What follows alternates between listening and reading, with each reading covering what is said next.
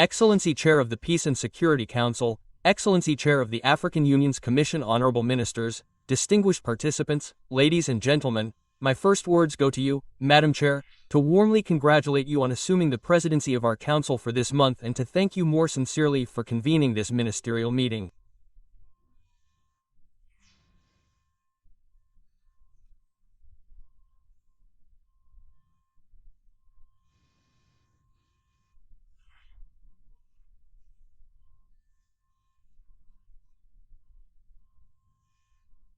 And by the same token, I would like to congratulate you on the beginning of your country's mandate within the UN Security Council and to wish you every success in fulfilling this very important responsibility. I also wish to comment His Excellency the Chairperson of the African Union Commission for his insightful briefing, as well as the Foreign Ministers of Somalia and Djibouti for their enlightening remarks.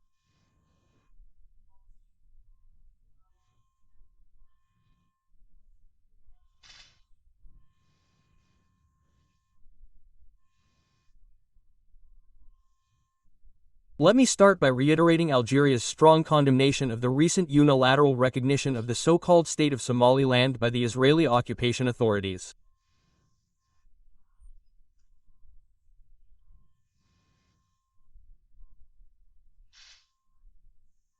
In the same spirit, I would like to reaffirm Algeria's unwavering solidarity with the Federal Republic of Somalia in all its efforts aimed at preserving its sovereignty, national unity, and territorial integrity.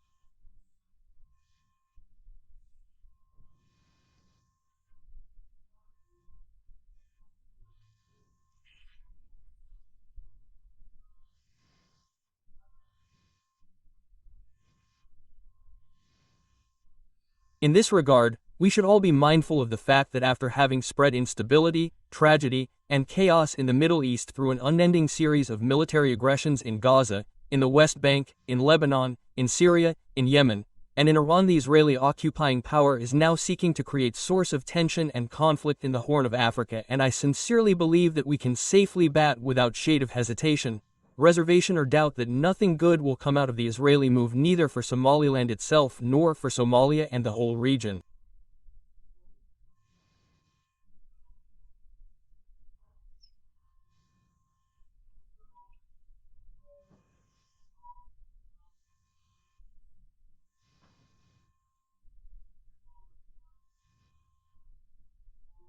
The matter before us today is indeed of profound concern not only for the Federal Republic of Somalia but also for the Horn of Africa, for the African continent as a whole, as well as for the international community at large.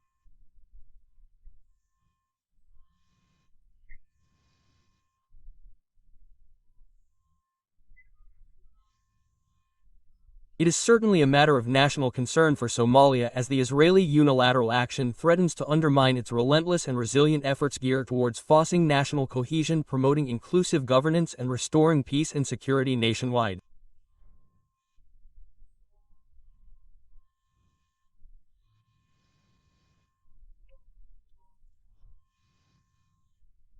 It is also a matter of regional concern, as the Israeli unilateral action carries a real risk of adding more instability to a region that has long suffered from endured fragilities and protracted crisis.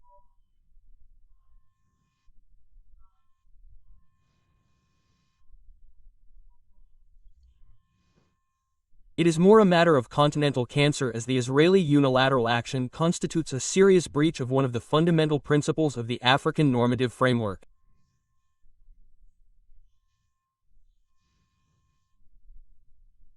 The principle of intangibility of borders established at the independence of our countries.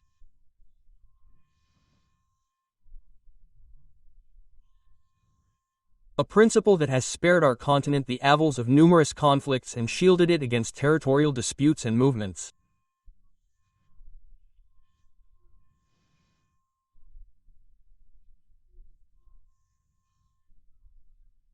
It is finally a matter of international concern, as the Israeli unilateral action represents blatant violation of the core principles upon which the contemporary international order is founded and which are enshrined in the United Nations Charter.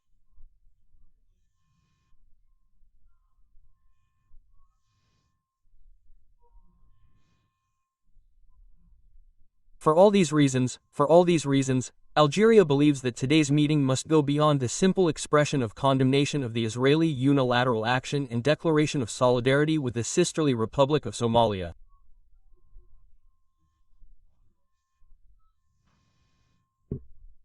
What is required from us at this stage is renewed collective commitment to African unity. African unity in the face of all attempts to destabilize African countries by undermining their sovereignty, national unity, and territorial integrity.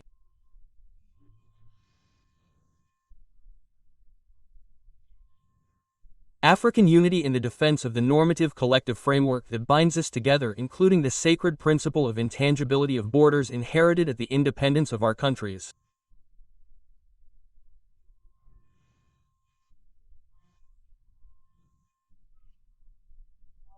And last but not least, African unity in self-guarding, a rule-based international order in which our countries can enjoy their rights and fulfill their duties on unequal footing with all other UN member states.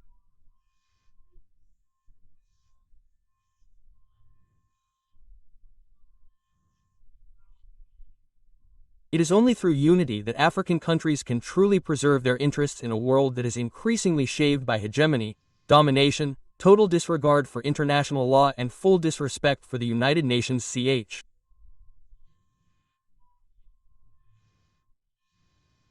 I thank